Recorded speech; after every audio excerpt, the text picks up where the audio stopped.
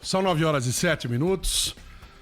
A semana passada foi marcada por uma informação a respeito da equipe do Ministério da Educação que cuida do Enem. O Enem que vai ser aplicado agora, nesse final de semana e no próximo.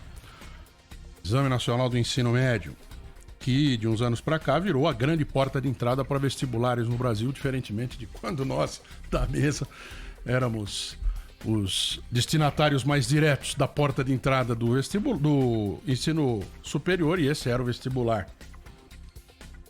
O ministro da Educação falou ontem pela primeira vez desse assunto, o ministro Milton Ribeiro. E ele não tem nem como definir o que se ele negou, se ele desmentiu, porque assim, é óbvio que ele mentiu. Mas enfim, vamos à notícia. Ele atribuiu a crise interna do Instituto Nacional de Institutos e Pesquisas Educacionais, o INEP, a questão administrativa de pagamento ou não de gratificação.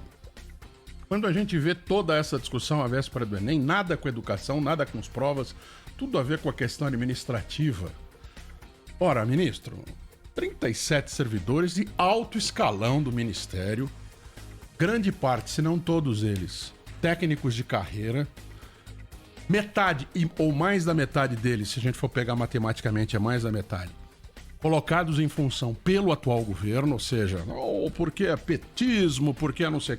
Não, técnicos de carreira que disseram, só não disseram publicamente, colocando a cara, porque servidores que são, têm receio de retaliação, que é por causa de interferência no Enem. E mais do que isso, vem o presidente da República e diz assim, finalmente o Enem está tendo a cara do atual governo. Como se isso fosse uma virtude. Não é. Enem é política de Estado.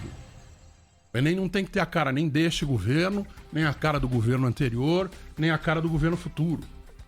O Enem tem que ser uma prova que mede o conhecimento dos brasileiros que querem e que pretendem chegar ao ensino superior para que sejam distribuídos da melhor maneira entre escolas federais, escolas estaduais de estado, e alguns até chegarem à conclusão de que, infelizmente, ou não estou preparado, preciso tentar mais uma vez, ou o meu melhor caminho é um outro que não seja universitário.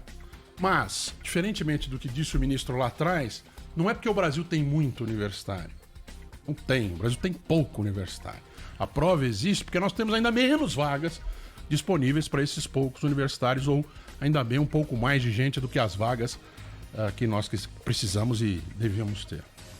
Mas é incrível que depois da frase do presidente venha um ministro e minta de uma forma tão descarada a respeito desse tema. Aí eu acho que está mais perto de ser a cara deste governo. Aí eu acho que o presidente Bolsonaro tem um pouco mais de razão. E quando ele pergunta quando perguntado sobre o que o presidente quer dizer com essa frase, o ministro diz assim, com essa frase que é mais a cara do governo, o ministro diz assim,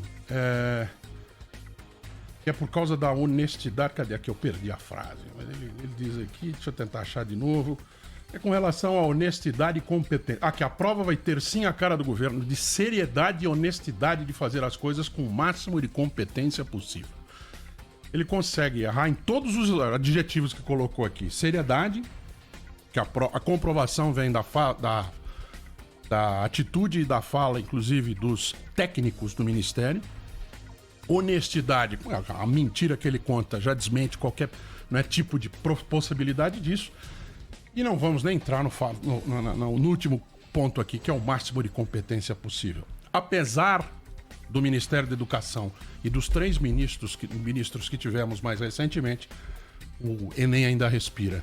E os jovens, não só jovens, na maioria jovens, terão prova nesse final de semana. Sabe-se lá de que maneira. Como você colocou bem, o Enem deixou de ser uma avaliação do ensino médio, para ser a porta de entrada para a universidade para quem é pobre do país. É a maneira que se tem de chegar até lá.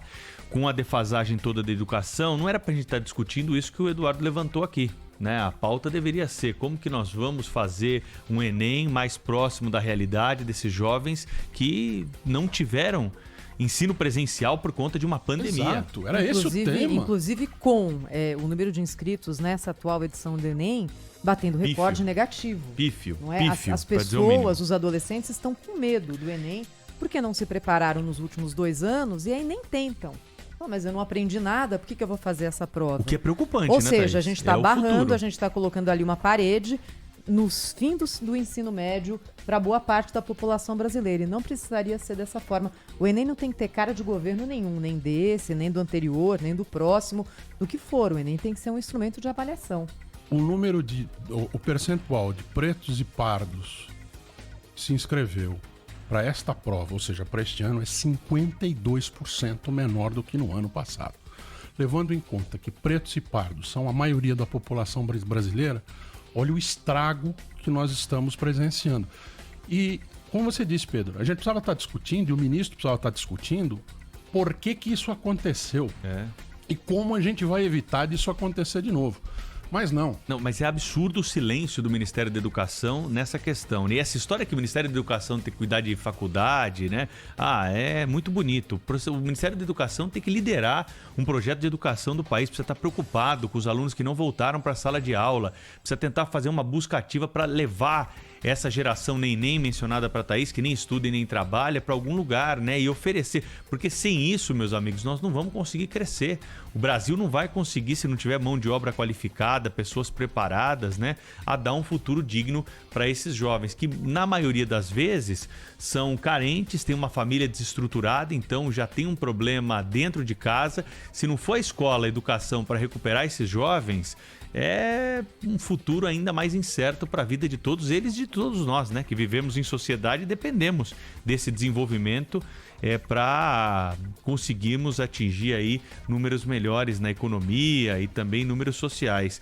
É a certeza de que o Auxílio Brasil só vai ter de ser maior daqui para frente. Olha, Pedro, só da minha parte, pelo menos, de passar a régua nesse assunto por enquanto, não é apenas, como se isso fosse pouco, né, mas apenas em número de coisas, uma possibilidade de melhorar tecnicamente. Eu acho que isso também é um indicativo de que os jovens, os brasileiros e brasileiras que têm mais tempo de vida do que alguns de nós, ou muitos de nós, não estão olhando para frente com expectativa positiva e com esperança.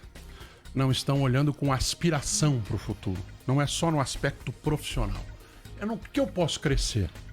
Eles não estão olhando, infelizmente, para como e por onde eles podem crescer. Eles estão olhando para como eles vão almoçar amanhã, ou ainda pior, como eles vão almoçar no dia de hoje. Isso é muito, muito, muito triste.